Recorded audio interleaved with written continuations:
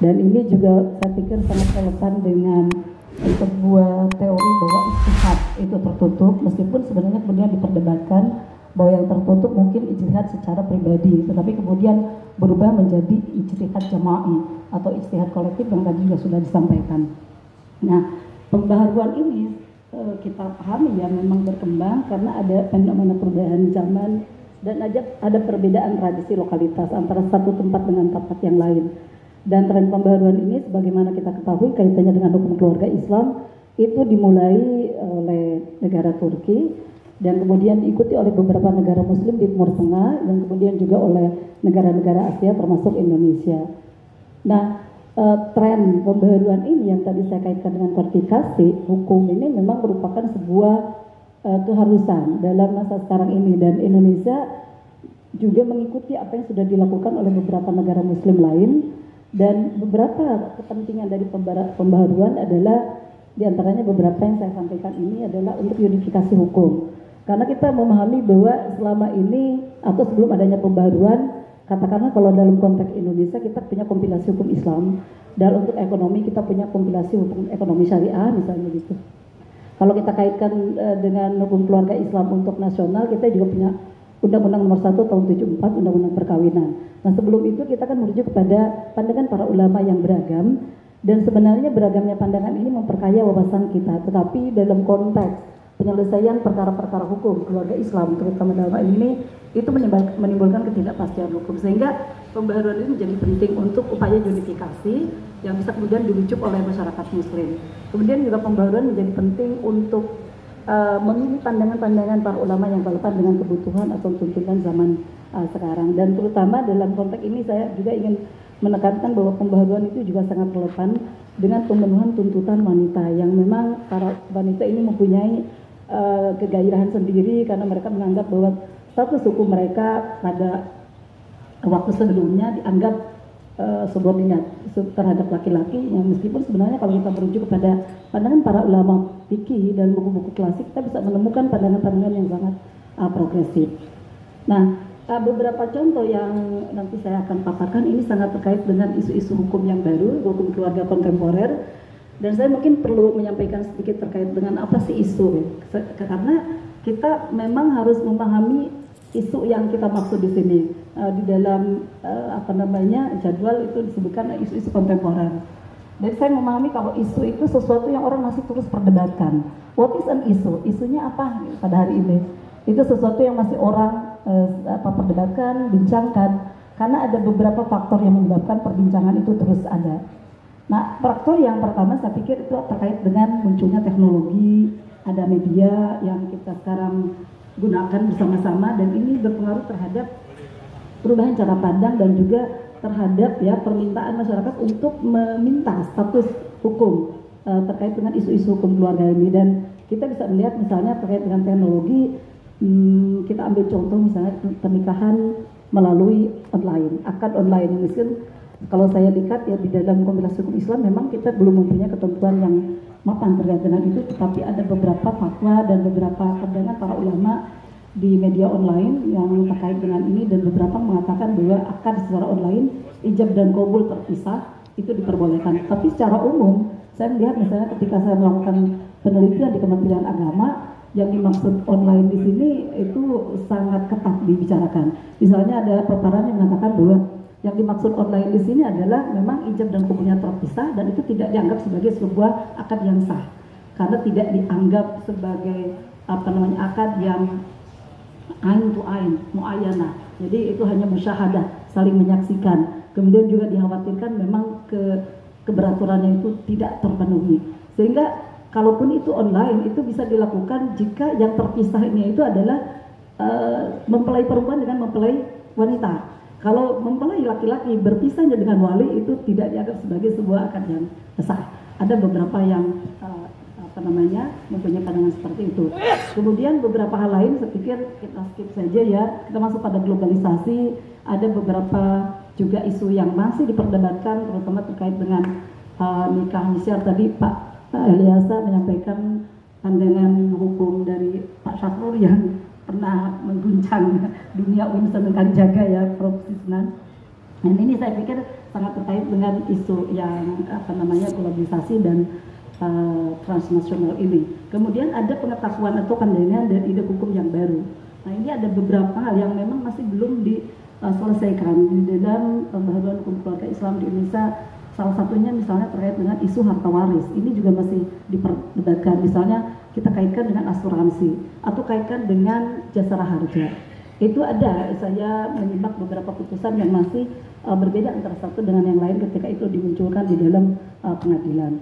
Kemudian HAM, standar hukum internasional. Jadi ada beberapa faktor yang menyebabkan isu-isu kontemporer itu menjadi muncul dan ini perlu penyelesaian. Dan karena itu maka kita memerlukan manhaj atau metode yang memang relevan, yang sesuai dengan perkembangan zaman tersebut. Nah, kalau saya melakukan penelitian terkait dengan metode pembaharuan hukum keluarga Islam di dalam praktek, saya dan beberapa peneliti lain, saya memetakan kepada dua kategori besar metode pembaharuan, yaitu intradoctrinarium dan ekstra. Jadi kalau kita melakukan pembaharuan dengan masih merujuk kepada pandangan para ulama, dengan menggabungkan talfid atau takhayur, memilih antara satu di antara beberapa pandangan para ulama terkait satu isu hukum tertentu, maka ini biasanya dikategorikan sebagai pendekatan atau metode intradoctrinarium. Jadi kita masih mempertimbangkan pandangan yang ada di dalam fikih. Sementara ada juga beberapa negara yang melakukan pembaharuan dengan keluar dari pandangan para ulama. Jadi mereka langsung menafsirkan ayat Al-Quran, melakukan reinterpretasi terhadap Al-Quran, bahkan mengakomodir pandangan-pandangan ulama yang memang tidak ada di dalam buku fikih, ulama baru, dan bahkan mengakomodir misalnya prinsip hak asasi manusia, dan mereka melakukan ini dengan keluar dari pandangan para ulama yang sudah ada, dan ini bisa disebut dengan extra-doctrinarium. Dan turunan daripada metode pembaruan ini seperti saya sampaikan di sini, yaitu bisa dengan metode maslahah, siasah syariah, kemudian saud azariyah, orang, dan yang di atas itu takhayur dan talfid. Nah, ini adalah beberapa peta ya yang terkait dengan metode pembaharuan di dalam praktek. Nah, kalau kita kaitkan pembaharuan yang tadi ya dengan metode yang beragam tadi antara intra dan ekstra, ini juga menghasilkan sebuah peta baru, yaitu bahwa beberapa negara melakukan pembaharuan dan sudah beranjak jauh. Jadi ada keberanjakan vertikal, dan ini juga disampaikan oleh misalnya Anderson, John L. Esposito di dalam bukunya yang kemudian juga dipaparkan oleh Bapak Profesor Atom Mudhar. Jadi ada keberanjakan vertikal di mana para pembaharu ini keluar jauh dari pandangan para ulama yang ada, atau sebenarnya tidak terlalu jauh masih mempertimbangkan, tapi secara vertikal sudah beranjak, paling tidak beranjak dari pandangan para ulama yang biasa diambil. Misalnya Indonesia dianggap cenderung untuk merujuk kepada Imam Syafi'i, maka Indonesia ini meninggalkan pandangan Imam Syafi'i tersebut, itu juga dianggap sebagai negara yang melakukan keberanjakan secara vertikal. Nah, ini ada beberapa contoh. Saya tadi menyampaikan akan menuliskan sedikit tentang apa yang disampaikan oleh Bapak Elias Abu Bakar kaitannya dengan paternity, kesahan anak. Yang tadi Prof. Biasa menyampaikan kalau dulu orang berebut untuk mengambil alih ya pengasuhan, perwalian dan sebagainya, selama tidak ada ingkar ya Prof ya. Selama tidak ada pengingkaran dari atau tidak ada perdebatan. Jadi ada yang disebut dengan metode ikrar. Nah, jadi menurut fikih klasik, kalau kita melihat kembali beberapa pandangan para ulama yang menekan, yang mengestablish atau yang membentuk paternity atau kesahan anak. Paternity itu berarti kepada ayah, karena kalau kepada ibu tidak lagi menjadi isu. Itu adalah akad, ya, hanya akad. Jadi mekanisme akad. Kalau tidak ada akad maka menjadi waladuz zina. Jadi waladun nikah dan waladuz zina. Nah, tetapi kemudian para ulama sepakat bahwa akad yang menjadi mekanisme untuk pembentukan paternity itu bukan semua akad, tapi hanya akad yang sudah dilakukan selama 6 bulan ketika anak itu lahir. Makanya ada usia minimum kehamilan. Nah, usia minimum kehamilan dan ada usaha maksimum kehamilan. Namun demikian, para ulama ternyata tidak juga saklek mengikuti ketentuan itu, tapi mereka membuka diri dan menawarkan beberapa konsep baru. Yang salah satunya ada konsep al-walad bil firash dan ada konsep rokid. Nanti di bawah saya akan sampaikan konsep rokid atau konsep sleeping fetus. Jadi bayi yang tertidur di dalam rahim ibu yang kemudian bisa diselamatkan oleh pandangan-pandangan para ulama. Dalam hal ini nanti kita sampaikan oleh sahabat yaitu Umar bin Khattab. Nah, ini adalah beberapa pandangan para ulama terkait dengan paternity. Nah, Indonesia itu beranjak. Nah, saya berbicara terkait dengan keberanjakan secara vertikal. Indonesia beranjak dari pandangan para ulama. Menurut kompilasi hukum Islam di pasal 99 dan 100 bahwa anak yang sah adalah anak yang lahir dalam ikatan perkawinan yang sah. Tidak ada lagi batasan, yaitu anak yang lahir ketika pernikahan berlangsung selama sudah 6 bulan. Pada di dalam fikih, oke.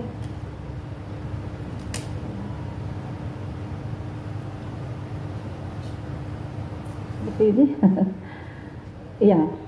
Jadi kompilasi hukum Islam itu mengatakan bahwa anak yang sah adalah anak yang lahir dalam perkawinan yang sah. Tidak ada ketentuan selama perkawinan sudah berlangsung selama 6 bulan atau kehamilan itu anak itu lahir setelah perkawinan 6 bulan. Padahal di dalam fikih itu disebutkan itu, dan ini diambil dari 2 ayat yang ada di dalam fikih. Sementara kompilasi hukum Islam tidak merujuk kepada pandangan para ulama dan ini beranjak secara vertikal. Nah, ayat ini kalau saya sampaikan semuanya mungkin agak panjang ya, tapi secara singkat itu bunyinya hamluhu wa fisoluhu salasuna syahra, yaitu seorang ibu hamil dan menyusuinya itu selama 30 bulan. Kemudian dalam ayat yang lain fisolnya itu haulaini kamilaini, jadi di 30 dikurangi 24 bulan menjadi 6 bulan, itulah usia minimum perkawinan. Maka menurut para ulama ketika seorang perempuan menikah dan setelah pernikahan 6 bulan dia melahirkan anak, maka itulah adalah waladun nikah, bukan waladun zina. Tapi Indonesia tidak mengikuti itu, dan pokoknya ketika anak itu lahir dalam perkawinan, secara logika bahwa perkawinan berlangsung baru 2 minggu anak yang lahir, maka kompilasi hukum Islam mengatakan bahwa itu adalah anak yang sah. Itu logika bahasa yang tadi disampaikan juga, logika pemahaman terkait dengan ini. Jadi kita beranjak dari ini, meskipun kemudian dalam praktek itu masih banyak perdebatan, terutama di kalangan para penghulu. Mereka masih mempertimbangkan tentang bahwa anak yang lahir, kalau lahirnya hanya setelah atau kurang dari 6 bulan perkawinan, mereka tidak diberikan wali nasab karena dianggap sebagai anak yang tidak sah. Nah, kemudian terkait dengan pengasuhan juga berbeda, kita beranjak. Tapi saya tidak mau panjang lebar di sini karena waktunya tidak cukup. Tapi ini ada keberanjakan dan ini juga dilakukan oleh beberapa negara Muslim. Meskipun negara Muslim yang lain itu beranjaknya itu bertahap. Misalnya di Mesir itu kepada ibu, anak itu ketika perceraian orang tuanya terjadi, anak ini kepada ibu sampai usia 7 tahun kalau dia perempuan, karena mereka masih mempertimbangkan gender role. Jadi ibu harus memberikan pendidikan kepada anak perempuan lebih lama daripada dia memberikan pendidikan kepada anak laki-laki. Justru anak laki-laki harus atau bisa langsung beralih kepada ayah.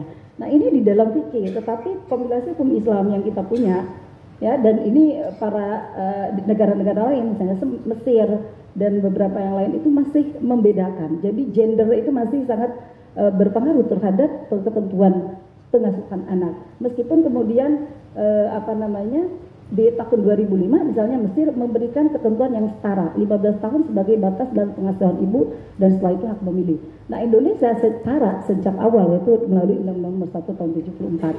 Nah, ini beberapa keberanjakan.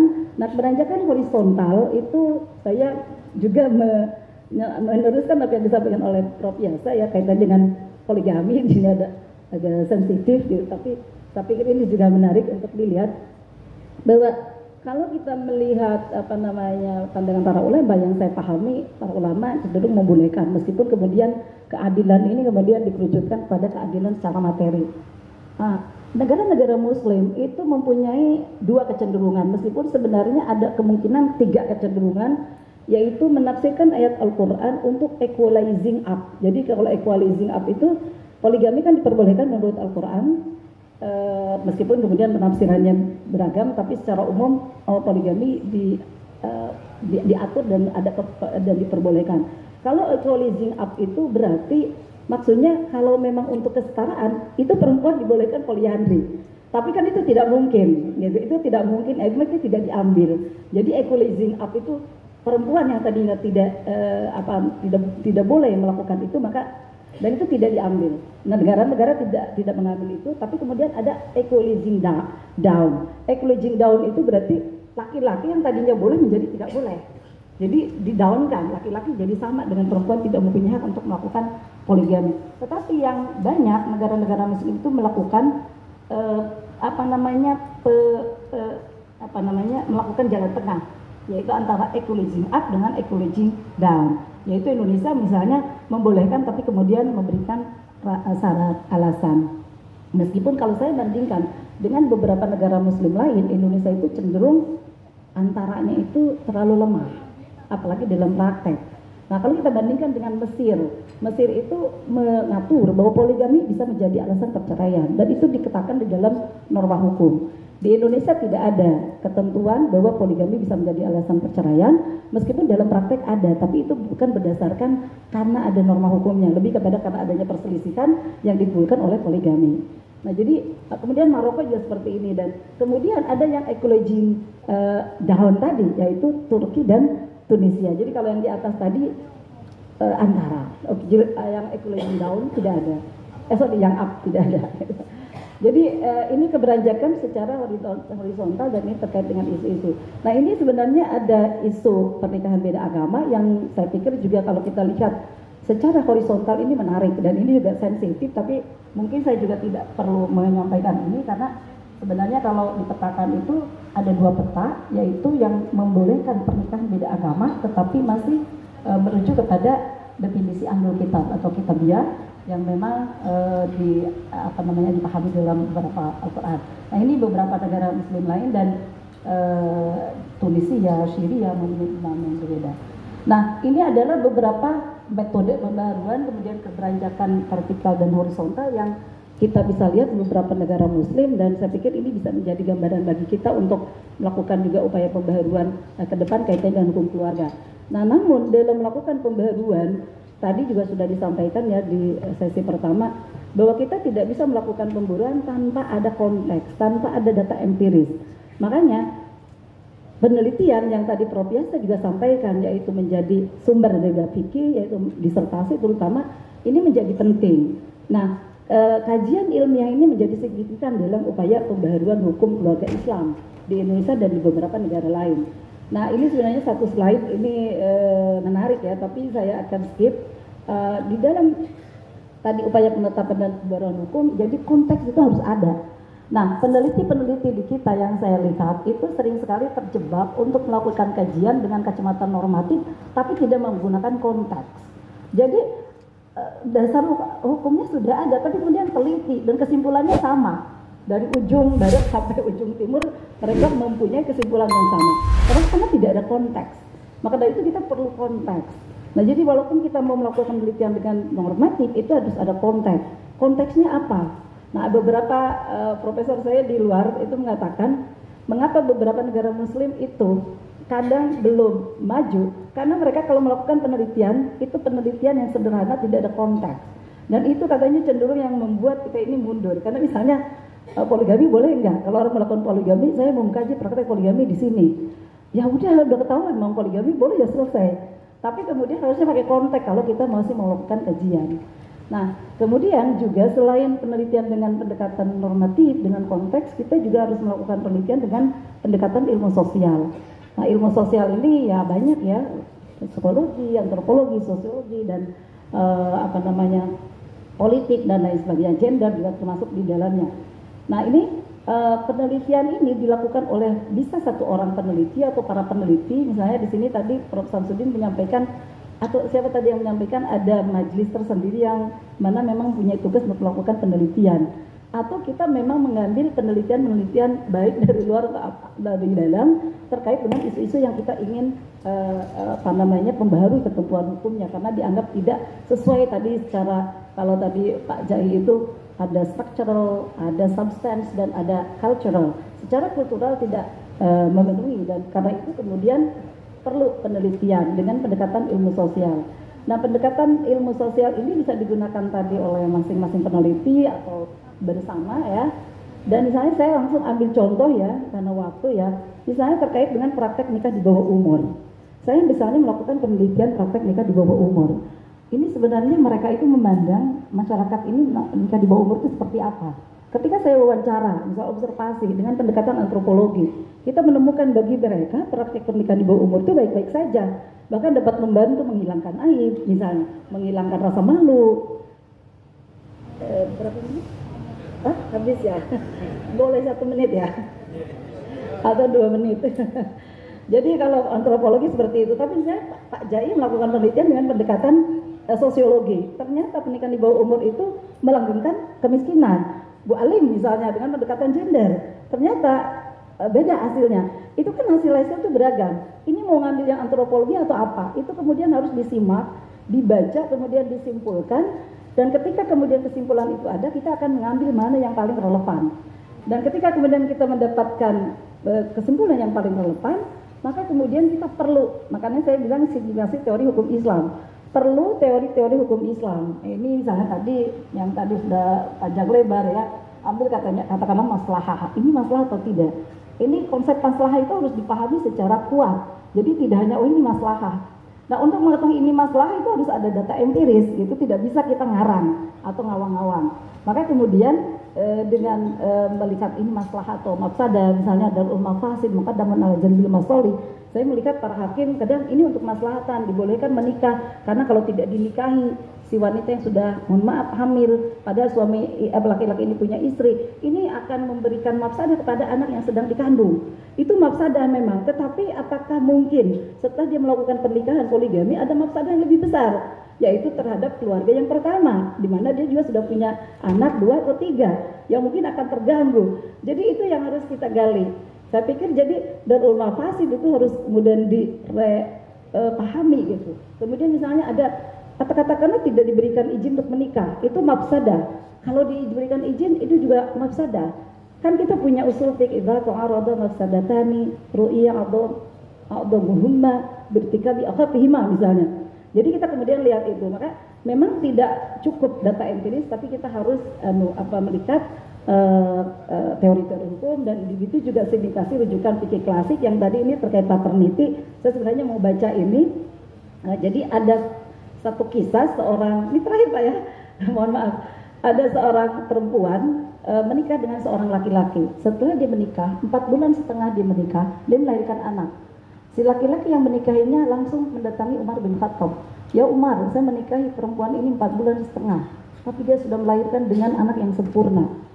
Sementara dalam Al-Quran disebutkan tadi adalah usia minimum itu 6 bulan. Berarti ini bukan anak saya, jadi mengingkari.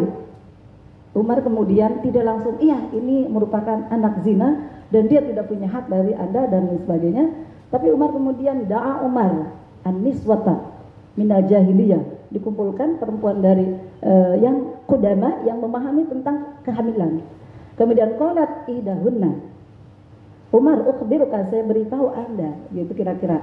Perempuan ini setelah menikah sebelumnya, tapi suami pertamanya meninggal dunia 2 tahun yang lalu. Dan dia mengalami kesedihan yang sangat mendalam. Lalu setelah itu dia beriddah, lalu menikah dengan laki-laki yang ini yang mengingkari anak yang lahir ini. Dan kemudian ketika dia menikah, mohon maaf ini tersiramilah janin, dan kebahagiaannya itu kemudian muncul di si ibu ini. Ini ada psikologi ini ya, ada ilmu psikologinya. Dan kemudian kabura al janin, kemudian lahirlah. Nah, jadi kalau begitu anak ini anak siapa? Ini adalah anak dari laki-laki yang menikahi dia 2 tahun yang lalu. Maka muncullah kemudian konsep usia maksimum kehamilan yang mungkin tidak relevan lagi dalam konteks sekarang ini. Mungkin demikian ya, ada kesimpulan. Terima kasih banyak. Assalamualaikum warahmatullahi wabarakatuh.